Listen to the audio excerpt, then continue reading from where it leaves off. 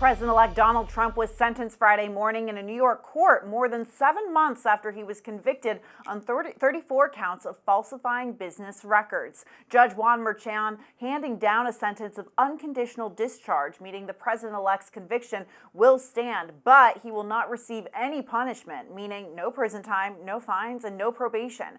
The president-elect maintained his innocence both in court and after the sentence was handed down, saying in a lengthy post on Truth Social that the sentence, quote, proves that, as all legal scholars and experts have said, there is no case, there was never a case, and this whole scam fully deserves to be dismissed. Meantime, Trump is already fundraising off of his sentencing, asking supporters in an email to stand with him to put a stop to the lawfare. John Muller with Next Star Nation's Pix 11 News in New York was at the courthouse this morning and joins us now. John, thanks so much for joining us. Trump again vowing to appeal. What avenues for an appeal does he have? Is there any way for him to get his conviction cleared?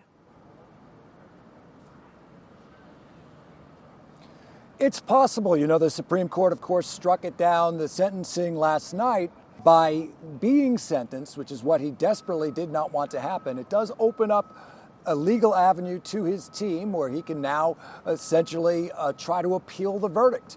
And he can very much do that. It's not going to happen anytime too soon, but he can appeal that verdict, his legal team. And certainly this could wind its way back to the Supreme Court, and who knows, it could be overturned.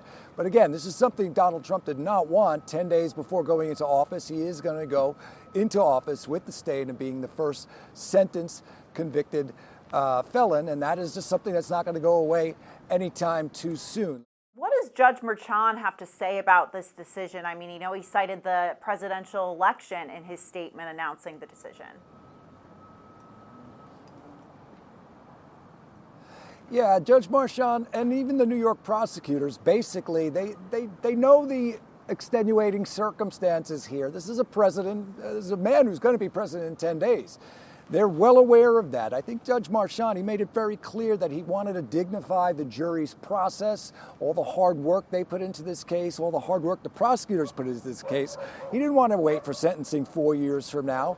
He wanted to put this case officially to rest, and that's exactly what he did. And he felt that, you know, Donald Trump, a first-time offender, of course, in his 70s, and about to be the president of the United States. He just felt that it was the right thing, and the prosecutors fully agreed with him to make this one of those unconditional discharges. So basically, it makes this a stamp on this official, but Donald Trump will go into office with that stain on his record. But again, no real penalties other than the what he didn't want to have happen, that infamous sort of title as someone who now is a felon sentenced officially. I'll send it back to you from Lower Manhattan. I'm John Muller. Thank you, John Muller, from our partners at Pix 11 News in New York City. Residents in Los Angeles now in the midst of their third day surrounded by devastating wildfires. More than 36,000 acres have burned in 5 separate blazes, an area about 2.5 times the size of Manhattan. Thousands have lost their homes and businesses, and at least 10 people are dead. More than 150,000 residents are still under evacuation orders, and 16,000 are under evacuation warnings. High winds are expected to continue throughout tonight, but officials say the weather turned slightly in their favor, allowing firefighters to contain about 8% of the largest fire, dubbed the Palisades Fire, which is responsible for just over half the total area. Next, our nation's Xavier Walton is in Palisades with a look at the devastation.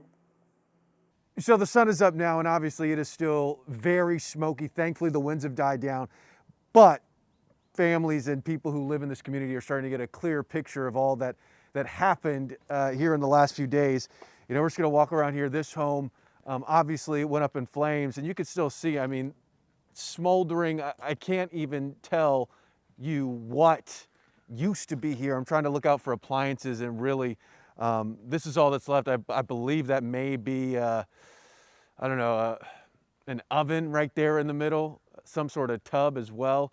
I mean, as you look around, this is literally all that is left. And then if you look down this way, you see chimney after chimney. Keep in mind, for every chimney, there used to be a home. It goes for miles to where essentially those homes have been burnt to the ground. Something else we're noticing as we just kind of walk around, you see cables this area, Palisades, Pacific Palisades, without power. And that's because a lot of the poles were, charred. They were burned in the fire. And you just look around and you see there was a pool over there. The pool still is there, but I mean, everything else, when you just kind of survey the damage, this is what happened in a short period of time. You see the propane tanks. I mean, you see some of the patio furniture. These are, people's homes. At this point right now, the fire here, Palisades Fire, is roughly 10% contained, a little less than that. It has now surpassed 20,000 acres, but I assure you, fire crews are still working around the clock to try and put fires out. And that includes hotspots. We've seen things flare up throughout the morning and into the day, and fire crews are still working to put those out. Their battle is nowhere near done. I've talked to several, and they say they are exhausted, but they're not going to stop fighting. In California, Xavier Walton, News Nation. Thank you to Xavier Walton from News Nation. Meanwhile, a curfew has been established for the Easton and Palisades fire evacuation areas. That's after reports of looting Wednesday night and an arrest Thursday after a suspect reportedly attempted to light another fire. Police say there's not enough probable cause to charge the suspect with arson. And as the fires continue to rage in California, the state's governor, Gavin Newsom, is on the receiving end of calls from President-elect Trump to resign. The two are currently in the midst of a growing war of words over the state's water supply and who's to blame for the wildfires that have already destroyed 10,000 structures and killed 10 people. Some Democrats have floated Newsom as having the potential to top the 2028 presidential ticket, but now there are questions growing over whether or not this will be a stain on the California governor's record. Joining me now is the Hill's congressional reporter, Mychael Schnell. Mychael, it's great to see you. I wish we were talking about more of a lighter subject matter, but look, we're seeing the devastation, with those wildfires, and, people are trying to rebuild, but there's a lot of questions as to who's to blame for this. And we know that LA Mayor Karen Bass has obviously, received a lot of scrutiny, but also Governor Gavin Newsom for the preparation and response. We know that Newsom has been floated as a potential 2028 contender, and also someone who is seen as the front of the Democratic lines in the states to go up against Trump. Right. What does this, do to his legacy? Well, I think that, there are a few things, right? When you talk about 2028, we are still far away from it, right? We are only in January of 2025. There are going to be dozens of news cycles between now and when we really get going about talking about 2028 presidential candidates. But I suspect, big moments like this are defining for the type of leader that you are and how your people look up to you and how your people listen to. So it's going to be interesting to see how Newsom continues to traverse this matter. I will note, though, his sparring with President-elect Donald Trump, they have sort of this famous rivalry between the two of them. This is not the first time they've gone head-to-head, so I'm not too surprised at that. But once Trump is in the White House, it kind of takes on a different meaning because it's the president sparring against the governor of one of the biggest states. So it's going to be fascinating to see how this plays out. I want to turn more towards your beat, your neck of the woods. We know that Trump is hosting a group of Republican lawmakers at Mar-a-Lago this weekend, starting today with the House Freedom Caucus. We know that there might be some tension there, given some of the the fiscal debates we've seen and such. What are you looking out for this weekend? This is going to set the tone a lot of ways for how President-elect Donald Trump is going to have a relationship with House Republicans. And I'm talking about House Republicans from all different areas of the conference. You have the conservative House Freedom Caucus. You have members from Democratic states, the SALT guys, people who want to take off that cap on the state and local tax deduction. So Donald Trump is going to be meeting with a lot of these folks, and he's going to have to really pay attention carefully, as are the lawmakers, to make sure that they have sort of this symbiotic relationship as they go into the Trump administration. Look, the president-elect has a very ambitious agenda that they're trying to get done as soon as possible through this budgetary process called budget reconciliation. In order to get that accomplished, Republicans are going to have to be nearly unanimous on this agenda. So Trump, it seems, is trying to lay the foundation, set the stage to have this working relationship as he comes to Washington. There were some hiccups when he first arrived in 2017 in terms of getting his agenda accomplished. It's clear he doesn't want to have that happen again, so he's meeting with this diverse group of House Republicans over the weekend, again, all in preparation for when he's finally sworn in on on January 20th. So just to get our viewers up to speed, I know that there's been a number of updates throughout the week. There's been this talk of a reconciliation bill, 2 reconciliation bills. What's the latest on that? So right now it seems like Republicans in the House are going ahead with just 1 bill, and Republicans in the Senate are still trying to convince Trump that 2 bills is the right matter. I've asked Speaker Mike Johnson about this a number of times this week. He says he still believes that 1 bill is the best path for the House, and he's going to move ahead with that. Now, Trump was on Capitol Hill this week. He met behind closed doors with Senate Republicans, and during that meeting, senators' sources have told our colleagues, Alex Bolton and Al Weaver, that Trump made his preference for 1 bill clear, but a lot of senators were pushing back on him and saying that they thought that 2 bills was the best way to get the agenda accomplished. Essentially, the 2 different arguments. Johnson has argued that in order to get the reconciliation package through the House, again, slim majority, ideologically diverse group, you're going to need near unanimity. Now, Johnson sees it all packaging together in one way as a way to get that unanimity. If there are some conservative Republicans who don't like, for example, the tax portion because they're afraid about how much it raises the deficit, well, Johnson's going to dare them to vote against the immigration portion, which is in there. They see packaging it together as the best way to get support. In the Senate, however, Republicans are saying, we want to first move the immigration portion of this package through first to get points on the board for President-elect Trump, deliver him a win, and then go back and deal with the thornier part, which will be the tax reform. So again, right now, House moving forward with 1 bill. Trump said his preference is for 1 bill, but has kept the door open to 2. Senate Republicans still seem to be waffling. So the debate over 1 or 2 bills seems to be over mechanics and logistics in each chamber. Is that correct? Kind of, but it's a fundamental debate, 1 or 2. You know, it sounds elementary, but it's so important because this is going to be the basis for how this agenda gets through Congress. And look, the situations are different in each chamber. In the House, you have a smaller majority than the Senate and also more rabble-rousers, more of these conservative Republicans who can bring things to a halt. In the Senate, Republicans have 53 bodies, which is pretty large for a Senate majority in this current modern-day context. So they can worry about that less and worry more about giving Trump the victories. But again, anything that's going to pass is going to have to make it through both chambers, and the House right now is going to be the more difficult one to deal with. So we've talked about the Republican angle, the debate over 1 or 2 reconciliation bills. But, you know, on the Democratic side, look, we opened the segment talking about Gavin Newsom, how he and other Democratic governors are sort of on the front line responding to the Trump agenda. But where does this leave Democrats in the minority in the House and the Senate? I mean, what role can we expect them to take? We can almost guarantee that no Democrats will vote for this reconciliation package. I won't say completely guarantee because you can't completely guarantee anything in Washington. But as close as I can to that, I would say Democrats are not going to support this package. Keep an eye on the state and local tax deduction.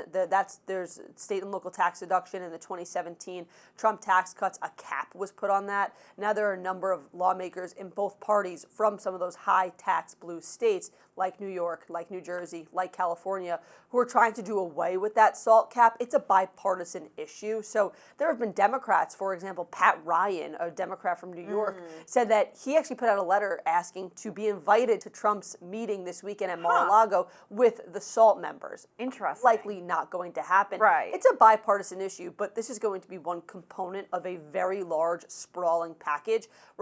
Democrats are not going to get on board to support anything else in that other than maybe SALT and some border components. So don't expect their support, but expect them to talk about some issues here and there where there's some agreement. I want to move to the Senate, where confirmation hearings are set to kick off next week. We're looking for Pam Bondi, Trump's attorney general pick, former attorney general of Florida, Doug Burgum, the governor of North Dakota. What are you looking out for? Do a lot of these picks have their support cemented, or are they still lobbying senators to get on their side on the Republican side? Some do, some don't. Elise Stefanik, Marco Rubio right now are seen as 2 of the nominees that have the best chance of getting through easily. Marco Rubio, of course, nominee to be Secretary of State. Elise Stefanik, nominee to be U.S. Ambassador to the United Nations. Now, there are the thornier issues that are going to be a little bit more difficult to get through the Senate, and it's the folks we've been talking about. It's Pete Hegseth to be Defense Secretary. It's Kash Patel to be FBI Director. It's RFK Jr. to be HHS Secretary. And then it's Tulsi Gabbard to be Director of National Intelligence. Those are going to be more difficult to get through because of the past controversies with Hegseth, his accusations of sexual assault and excessive drinking. For Tulsi Gabbard, her former previous trip to Syria to meet with Bashar al-Assad, her comments about the Russia-Ukraine war, and then Kash Patel, just his experience and just some inflammatory comments he's made in the past. So those confirmation hearings are going to be fascinating because there are going to be lawmakers, senators on both sides of the aisle that are coming in with some really searing questions. I'm curious to see if more shoes will drop in all their controversies, if we'll see more information come out, and how these nominees defend themselves. It's a very important stage. It's going to be must-see TV for a lot of us. Absolutely. Watching everything within the Beltway. Mychael Schnell, our congressional reporter, thank you so much for joining us. Thanks, Julia. Today, arguments are underway in the Supreme Court over the looming TikTok ban, and all eyes are on the justices as they weigh whether or not ByteDance will be forced to sell the social media platform or face a ban in the United States. Plus, former President Obama and President-elect Trump have gone viral after the two were seen laughing and smiling while sitting next to each other at former President Jimmy Carter's funeral on Thursday. Joining me now is the Hill's national political reporter, Kate Martell. Kate, it's great to see you. Want to start with the heavier topics first. What is the latest out of the Supreme Court in terms of this potential TikTok ban? Julia, this was a big day in the Supreme Court, and it's the last-ditched attempt that we're seeing from TikTok in hoping that the ban won't take effect on January 19th, just a few days from now. Now, we just came out of the oral arguments, and I gotta be honest that TikTok got a fairly frosty reception from the Supreme Court. Supreme Court justices really did press the TikTok lawyer on the national security implications, while on the other hand, the TikTok lawyer was arguing that this is an infringement on, First Amendment protections for Americans and for the app. So there's a lot of pending questions over the next few days of what this will actually mean, assuming that the Supreme Court does not end up blocking this TikTok ban and what that means and what comes next. But I gotta say, coming out of these oral arguments, it doesn't look really good for TikTok at this moment. It doesn't, and it has ended up at the Supreme Court after rounds of appeals. A 3-judge panel and a D.C. Circuit judge ruled unanimously that the law does not violate the First Amendment. So, Kate, how likely is it that the Supreme Court would essentially rule any differently? It's a good question because the lower courts that you mentioned, when you saw how they ruled, it was fairly swift and fairly decisive. So it would be a pretty big deal at this point for the Supreme Court to, throw that up in the air and determine that this ban is unconstitutional. Now, there are some things they can do. Most notably, they can delay the ban until at least when President-elect Trump takes office. This happens the day before the ban takes effect, then that Trump will take office. So that's one outcome that they can make. But I will say that it's looking increasingly unlikely they will interfere with the ban. So now the next big question is what happens come January 20th when Trump takes office and potentially TikTok may not exist in the App Store, and there'll be some questions whether current users will still be able to access it. A lot of questions there. And look, I want to ask another hypothetical. If the court theoretically does not rule today, how could we see, or how soon, I should say, could we see a decision?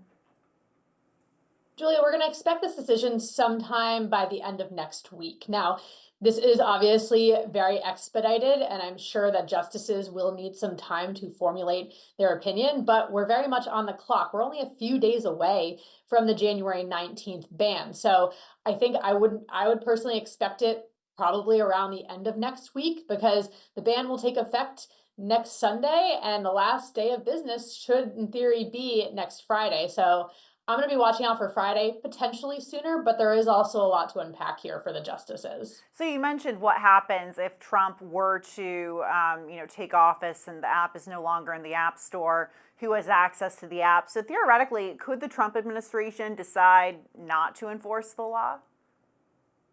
That's a good question, and there are some open questions there. Now, one of the options that Trump can do is delay the ban taking effect by saying, hey, ByteDance needs time to divest, give them 90 days to work on this divestment. If that's not actually happening, though, behind the scenes, that can be tricky. There's not quite a legally sound argument if that's not actually in the works. Trump can also decide that, hey, that it is compliant with the law and TikTok can stand. That also is up for legal challenges, so that could buy him more time, but that's probably not a permanent outcome.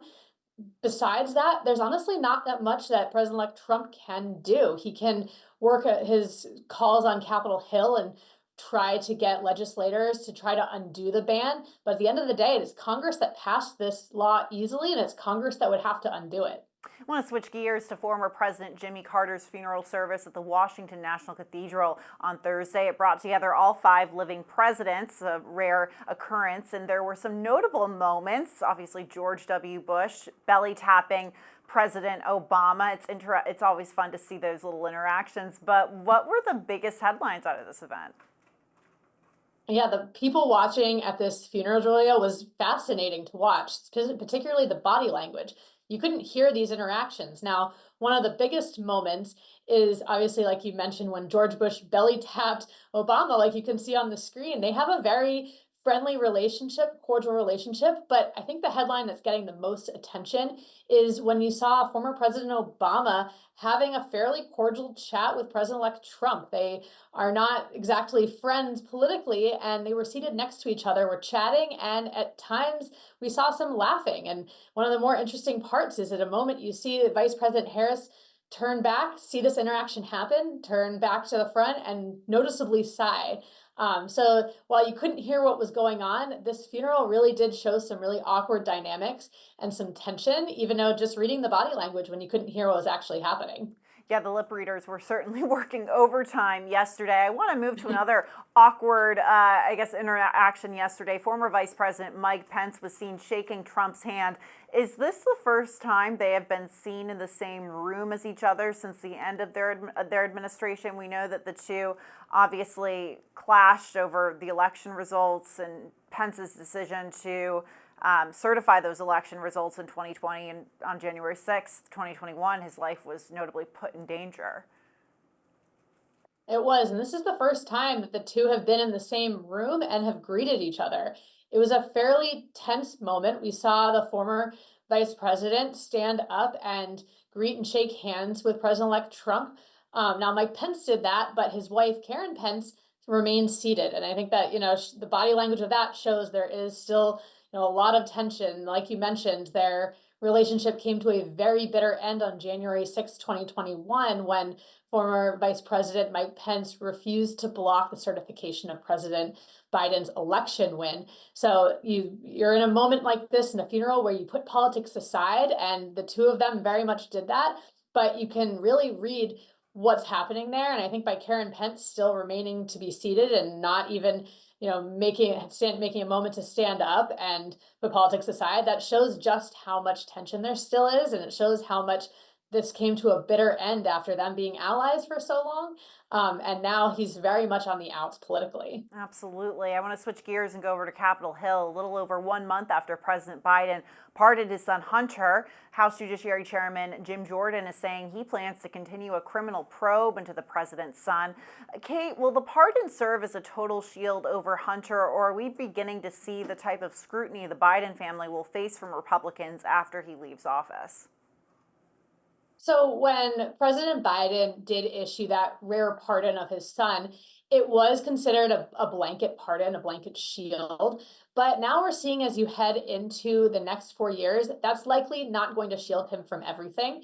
You can still have the House Judiciary Committee, for example, investigate Hunter Biden and other family members if they ever saw that they were tied. So I think that, President Biden made this move knowing that the Republicans in the next administration would likely go after his son. So this was doing as much as he could to help Hunter Biden. But I think this is showing you that over the next 4 years, the political peril and the political troubles of Hunter Biden are not over. And we're still going to be hearing a lot about what is going on behind the scenes into investigating Hunter Biden and some of his dealings. The Hill's national political reporter, Kate Martell. Thank you for joining us, Kate. Thanks, Julia.